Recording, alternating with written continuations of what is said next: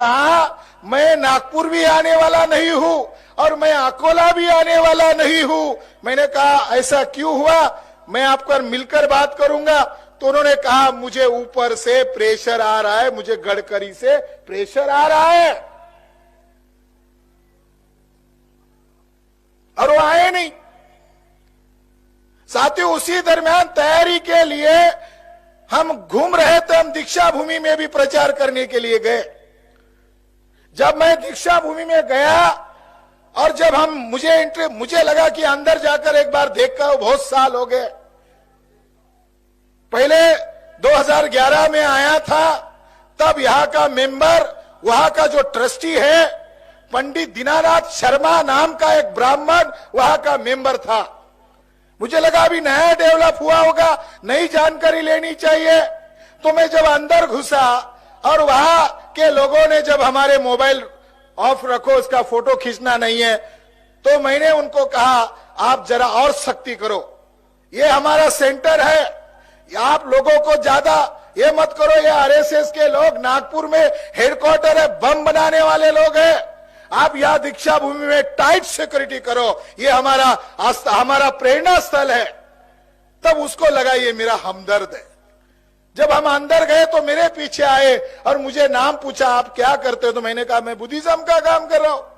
तो उन्होंने मुझे एक अंदर की बात बताई, और उन्होंने कहा हम यहां सैलरी पर काम करते, 6-6 महीने से हमको सैलरी नहीं मिला, दीक्षा भूमि के कर्मचारियों ने कहा। तो मैंने कहा हम इसके लिए प्रेशर करेंगे, फुल जिले के ऊपर प्रेशर डालेंगे, वो तो ब्राह्मणों को मेंबर बनाकर साथ रखते हैं।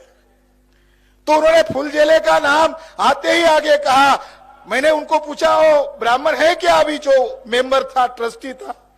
तो उन्होंने कहा अभी नया और ब्राह्मण आ गए, रिकॉर्ड में भी कुछ ब्राह्मण है और ऑफ रिकॉर्ड में भी ब्राह्मण है। साथियों, मैंने वहां के कर्मचारियों से सुनी हुई बात मैं आपको बता रहा हूं। उन्होंने कहा आरएसएस का ही ब्राह्मण है। सवेरे दीक्षा भूमि का जो स्थल है जहां पर महामानव डॉक्टर बाबा साहब अंबेडकर की अस्थियां रखी गई है, वहां पर वो हम जब खोलते हैं तब वहां आता है, और हम लोग वहां अस्थि कलश होने के कारण और बुद्धा और बाबा साहब को याद करते हुए 3 बार नमन करते हैं।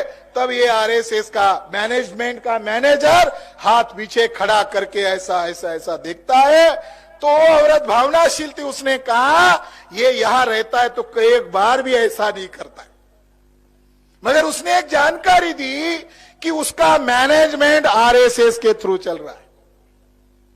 मैंने पंडित दीनानाथ शर्मा को बात किया था 2011 में, फुल जिले से कांटेक्ट नंबर लिया और मैंने पंडित दीनानाथ शर्मा से बात किया था, थोड़ा छूटा कहकर बात किया था कि मैं रिसर्च कर रहा हूं, मैं उत्तर प्रदेश से आया हूं और मुझे भारत में बाबा साहब अंबेडकर नाम के एक आदमी ने बुद्धिज्म को अपनाया, तो ये उत्तर प्रदेश में भी बुद्धिज्म को लोग अपना रहे हैं, अपने नाम के पीछे अंबेडकर लगा रहे, मौर्य लगा रहे, गौतम लगा रहे, तो हम ब्राह्मणों के लिए खतरा है।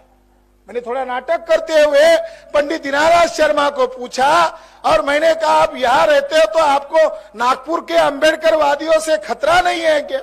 मैंने सुना है कि नागपुर के अंबेडकरवादी बहुत खतरनाक लोग हैं और वो न जाने कितनी 22 प्रतिज्ञाएं पढ़ते हैं और ब्राह्मणों के खिलाफ बाबा साहब अंबेडकर ने लिखा है।